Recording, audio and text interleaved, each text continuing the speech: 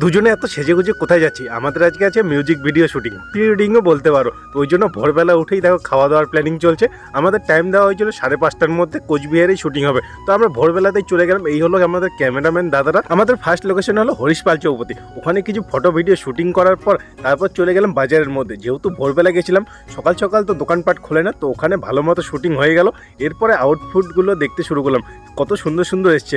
এরপর চলে গেলাম ফুলের দোকানগুলোতে, ওখানেও শুটিং হবে। তো কিছু ওখান থেকে ফুলও কিনে নিলাম। এরপর শুটিং কমপ্লিট হলো। এখন হলো সেকেন্ড আউটফিটের পালা। আমার তো 2 মিনিটের মধ্যেই রেডি হওয়া কমপ্লিট। এখন ম্যাডামের রেডি হতে, মেকআপ হতে একটু টাইম লাগে, যেহেতু মেয়ে মানুষ, বুঝতেই তো পারছো কি পরিস্থিতি হতে পারে। এরপর চলে গেলাম একটা মন্দিরে শুটিং হবে।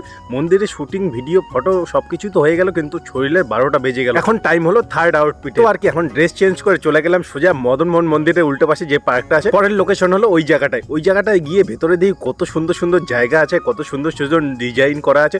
ফটো ভিডিও করার মতো একদম পারফেক্ট জায়গা। তো আর কি, ওই লোকেশনে যতগুলো ফটো ভিডিও করা যায় সব করা হয়ে গেল। আর এখন দিনও শেষ হয়ে গেছে, কিন্তু ভিডিও রেকর্ডিং আর ফটো করা এখনো কমপ্লিট হয়নি। সত্যি শরীরের একদম 12টা বেজে গেছে। আজকে ডে ফার্স্ট কমপ্লিট হলো, সেকেন্ড ডে বাকি।